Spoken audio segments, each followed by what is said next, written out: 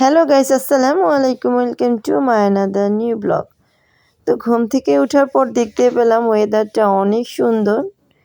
এই তো দেখতে পাচ্ছেন, যেহেতু এখন শীতের সিজন, তো এত সুন্দর একটা ওয়েদার দেখাই যায় না। তো ভাবতেছি আদিবা অধরা ওদের স্কুল বন্ধ, সেজন্য কিছু পিঠা তৈরি করবো আদিবাদের জন্য।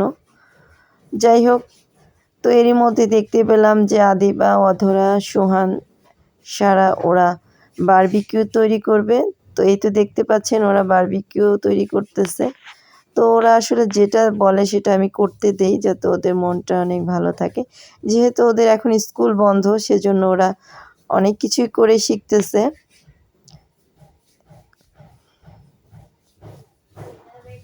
এই তো দেখতে পাচ্ছেন ওরা বারবিকিউ বানাচ্ছে। যাই হোক, এই তো বারবিকিউ রেডি হয়ে গেছে, কত সুন্দর হয়েছে।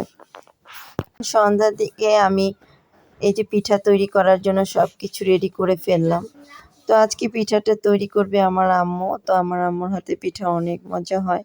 এই তো দেখতে পাচ্ছেন, ফার্স্টে আমার আম্মু ভাপা পিঠাগুলো বানাচ্ছে। তো ফার্স্টে একটু গুঁড়ি নিয়ে, তো তার উপর গুড়, এর উপরে নারকেল দিয়ে, দেন তার উপর আবার একটু গুঁড়ি, চালের গুঁড়ি দেওয়া হবে। এই তো ভাপা পিঠা সুন্দরভাবে আম্মু সাজাচ্ছে।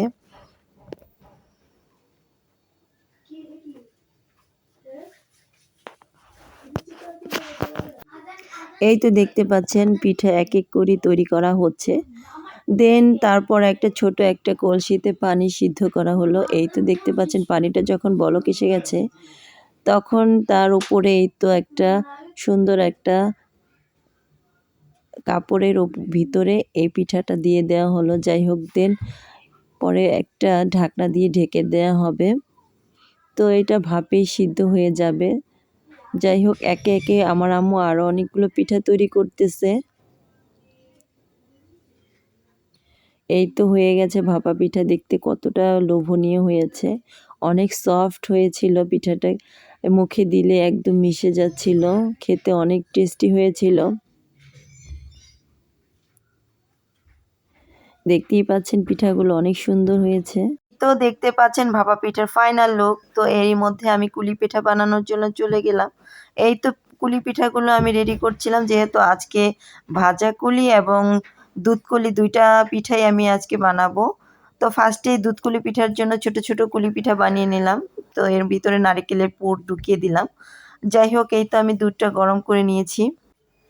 এই তো দেখতে পাচ্ছেন রসের ভিতরে যে পিঠাটা আমি রান্না করেছিলাম, সেটাকে আমি দুধ দিয়ে দিলাম। এই তো দুধের ভিতরে ভিজিয়ে ফেললাম। তো আরেকটা কড়াইতে আমি বেশ কিছু তেল দিয়ে দিলাম। তেলটা গরম হওয়ার পর আস্তে আস্তে আমি কুলি পিঠাগুলো এক এক করে ভেজে নেব। এই তো দেখতে পাচ্ছেন আস্তে আস্তে আমি পিঠাগুলো ভেজে উঠিয়ে নিলাম।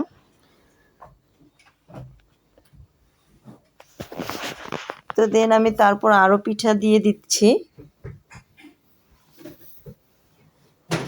তো আজকে আমি প্রায় 3 ধরনের পিঠার রেসিপি তৈরি করেছি। একটা ভাপা পিঠা, একটা দুধ কুলি এবং একটা ভাজা কুলি পিঠা। তো এই তো দেখতে পাচ্ছেন আমি এখন রান্না করব গরুর গোশত। তো সেজন্য ফার্স্টে আমি গোশতটাকে ভালো করে ধুয়ে নিলাম। তারপর পেঁয়াজ কুচি, তেজপাতা, এলাচ, দারচিনি সব কিছু মশলা দিয়ে দিলাম।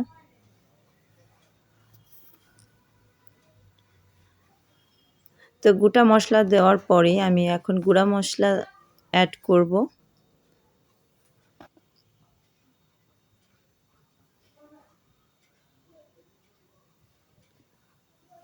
তো এখন আমি ফার্স্টে হলুদের গুঁড়া দিয়ে দিলাম, 2-3 চামচ হলুদের গুঁড়া। যেহেতু এখানে গোশতের পরিমাণটা বেশি, সেজন্য আমি পরিমাণ মতো দিয়ে দিলাম।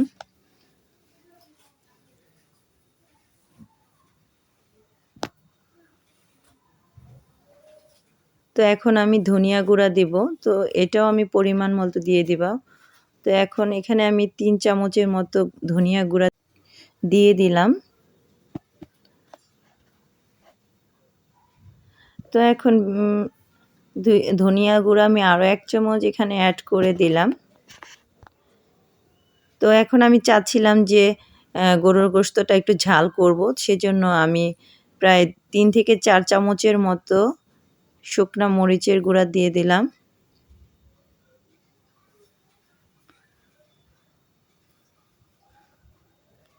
তো এখন আমি আদা রসুন এবং জিরা বাটা দিয়ে দিলাম, প্রায় 4 চামচের মতোই দিয়ে দিলাম।